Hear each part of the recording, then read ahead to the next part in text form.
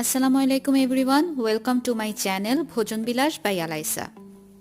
টক ঝাল রেসিপি নিয়ে আমার আজকের আয়োজন নিয়ে এসেছি পোড়া টমেটোর ভর্তা। গ্যাসের চুলায় কিভাবে পোড়া টমেটোর ভর্তা তৈরি করতে পারবেন সেই রেসিপি তুলে ধরবো আপনাদের কাছে। আশা করছি আমার সহজ রেসিপিটি আপনাদের ভালো লাগবে এবং উপকারে আসবে। মূল রান্নায় যাওয়ার আগে অনুরোধ রইল, আমার চ্যানেলটা যদি এখনো সাবস্ক্রাইব না করে থাকেন প্লিজ সাবস্ক্রাইব করবেন দেশি বিদেশি অনেক মজার মজার খাবারের রেসিপি পেতে। চলে যাচ্ছি মূল রান্নায়।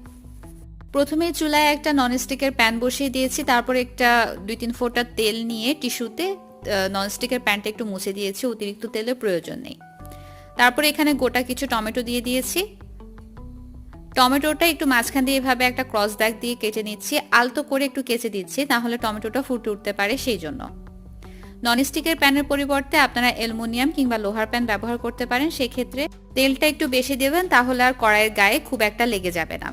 কিছুটা যখন হয়ে যাবে, টমেটোটা কিছুটা সিদ্ধ হয়ে আসবে, তখন আমি একটা শিকে গেঁথে নিচ্ছি এবং চুলার মধ্যে এভাবে একটু পুড়িয়ে নিচ্ছি।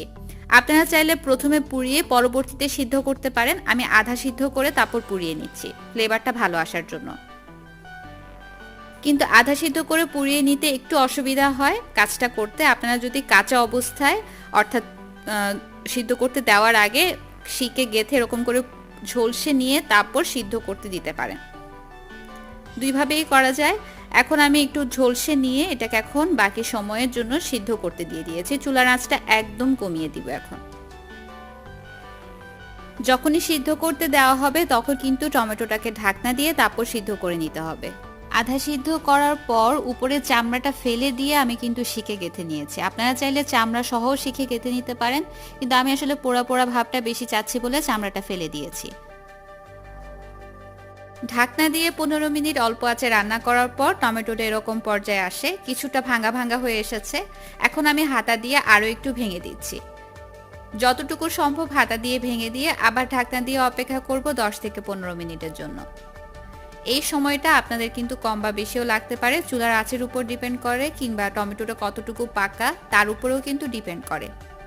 আপনারা যদি এখানে ননস্টিকের পরিবর্তে লোহার কিংবা অ্যালুমিনিয়ামের প্যান ব্যবহার করেন তাহলে কিন্তু খুব বেশি নাড়াচাড়া করতে হবে, না হয় পুড়ে যেতে পারে।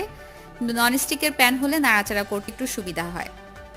টমেটো থেকে পানি এসে যখন এরকম একদম টমেটোটা গলে গলে যাবে, তখন অতিরিক্ত পানিটা এখন ভেজে ভেজে শুকিয়ে নিতে হবে। চুলার আঁচটা এ পর্যায়ে টমেটোটা গলে গেলে একদম মিডিয়াম এবং হাইয়ের মাঝামাঝিতে করে দিয়ে টমেটোটা ভেজে নিতে হবে, পানিটা একদম পুরোপুরি শুকিয়ে যাওয়া পর্যন্ত। এখন ভর্তা করে নেব। টমেটোর মিশ্রণটাকে ঠান্ডা করে নিয়েছি। এখন নিয়ে নিচ্ছি কিছু কাঁচা কুচানো পেঁয়াজ আর শুকনো মরিচ নিয়ে নিচ্ছি ঝলসানো, আর ঝলসানো কাঁচামরিচ নিয়ে নিচ্ছি। এগুলোকে খুব ভালো মতো এখন একটু সরিষার তেল দিয়ে মেখে নেব। আগে পেঁয়াজ কাঁচামরিচগুলোকে ভালো মতো মেখে নিতে হবে আলাদা করে, তারপরে টমেটোর সাথে ভালো মতো মেখে নিতে হবে। আপনারা যদি ভর্তাটা খুব বেশি দিন সংরক্ষণ করে রাখতে চান, সেই ক্ষেত্রে কাঁচা পেঁয়াজটাকে একটু তেলের মধ্যে হালকা একটু ভেজে নেবেন, তাহলে বেশ কিছুদিন সংরক্ষণ করা। পেঁয়াজের সাথে আমি স্বাদ মতো লবণও দিয়ে দিচ্ছি, ভালো মতো পেঁয়াজের সাথে মেখে নিচ্ছি, তারপর টমেটোর সাথে মেখে নিতে হবে। এখানে পেঁয়াজ মরিচের পরিমাণটা আপনারা আপনাদের স্বাদ অনুযায়ী বাড়িয়ে কমিয়ে নিতে পারেন। ঘরে থাকলে ধনিয়া পাতাও ব্যবহার করতে পারেন, স্বাদটা অনেকটাই বেড়ে যায়। কিভাবে শুকনো মরিচ এবং কাঁচা মরিচ আমি ঝলসে নিয়েছি সেটা আমার আলু পোড়া ভর্তার রেসিপিতে আছে, আমি লিঙ্কটা ডেসক্রিপশন বক্সে দিয়ে দেবো। যে একটা ওয়েদার চেঞ্জ হচ্ছে, এই সময়ে কিন্তু সবার একটু জ্বর সর্দি লেগেই থাকে। এই সময়ে এই টক ঝাল ভর্তার রেসিপিটা করে দেখবেন, অনেক মজা লাগে ভাতের সাথে খেতে। রুচিবর্ধক এই ভর্তার রেসিপি যদি আপনাদের ভালো লেগে থাকে অবশ্যই একটা লাইক দিয়ে দেবেন, শেয়ার করতে পারেন আপনার ফ্রেন্ডস অ্যান্ড ফ্যামিলির সাথে। কোনো প্রশ্ন থাকলে কমেন্ট বক্সে কমেন্ট করবেন, আমি উত্তর দেব।